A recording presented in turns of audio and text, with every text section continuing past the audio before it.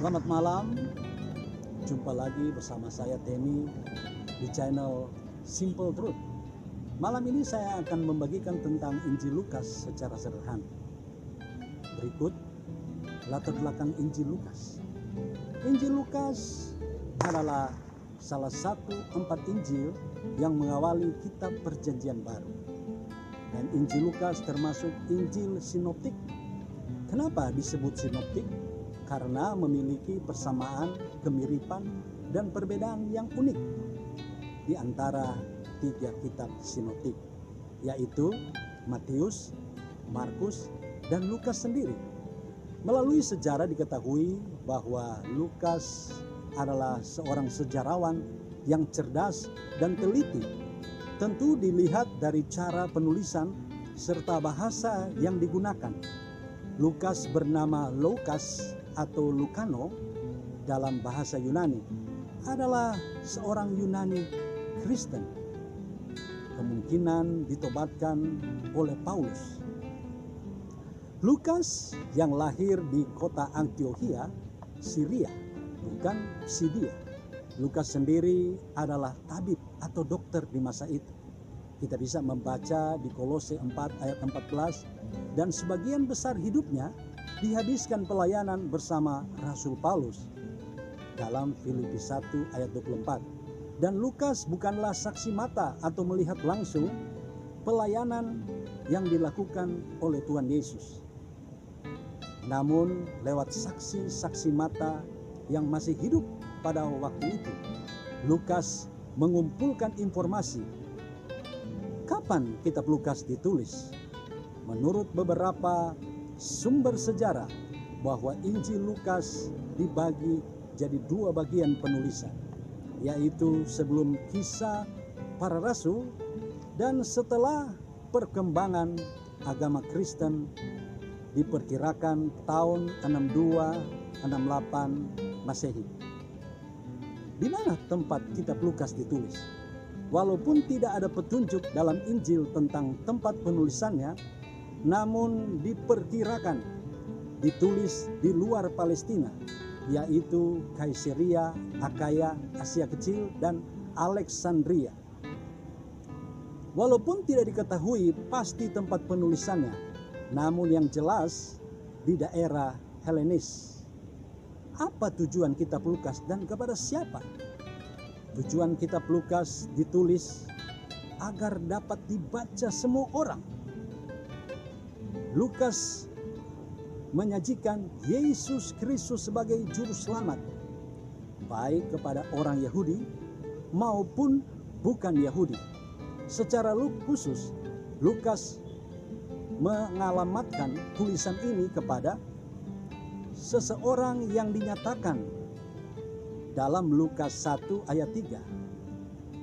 Karena itu, setelah aku menyelidiki segala peristiwa itu dengan saksama, dari asal mulanya aku mengambil keputusan untuk membukukannya dengan teratur bagimu.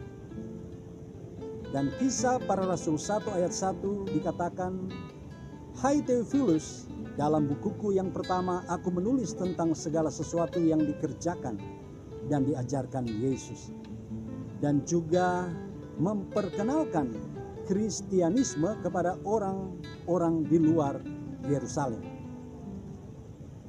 Isi kitab Lukas dan tentang apa? Injil Lukas terdiri dari 24 pasal, dan isi kitab ini menjelaskan kasih karunia Allah bagi segala bangsa, yaitu orang-orang yang dipandang rendah, seperti kaum wanita, orang miskin, dan anak-anak. Lukas juga menceritakan kisah hidup Yesus dari lahir sampai mati dan kebangkitannya, sekaligus pengutusan gereja pada dunia Yunani pada masa itu.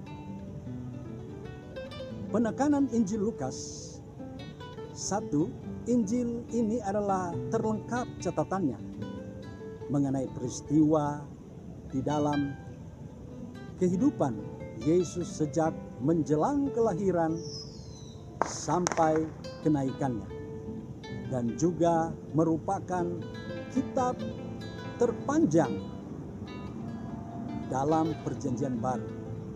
Kedua, kitab ini mempunyai kesusastraan terbaik dari semua Injil, menunjukkan gaya hidup penulisan dan isi yang luar biasa, kosakata dan penguasaan bahasa Yunani yang baik sekali. Ketiga, Lukas menekankan cakupan universal dari Injil bahwa Yesus datang membawa keselamatan bagi semua orang, baik orang Yahudi maupun bukan orang Yahudi. Keempat, perhatian Yesus pada orang-orang yang berkekurangan ditekankan, termasuk para wanita, anak-anak, orang miskin, dan kelompok yang dianggap sampah masyarakat. Kelima, Injil Lukas menekankan doa Yesus dan pengajarannya mengenai doa. Keenam, gelar yang terutama bagi Yesus dalam kitab Lukas adalah Anak Allah. Sebagai kesimpulan, Injil Lukas disusun sekitar konsep utama tentang Yesus sebagai manusia yang menjalani kehidupan anak manusia yang sempurna dan terhormat. Melalui kuasa Roh Kudus, perkembangan konsep ini berakar dari Lukas 2 ayat 11, di mana sang bayi dinyatakan sebagai juru selamat, yaitu Kristus Tuhan. Gelar yang pertama mengungkapkan tujuan misinya. Kedua dan ketiga menyatakan ia sang Mesias Yudaisme.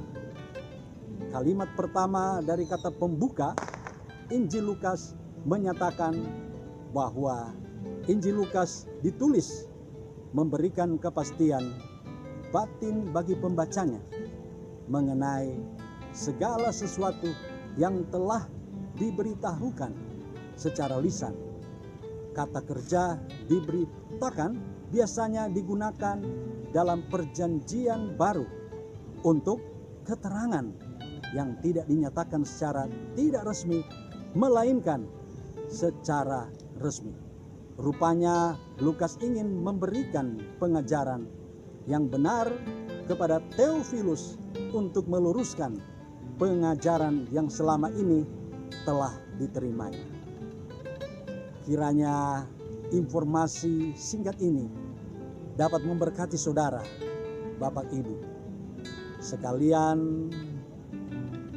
Buat saudara, terima kasih. Sampai jumpa di tema-tema berikutnya. Tuhan Yesus memberkati.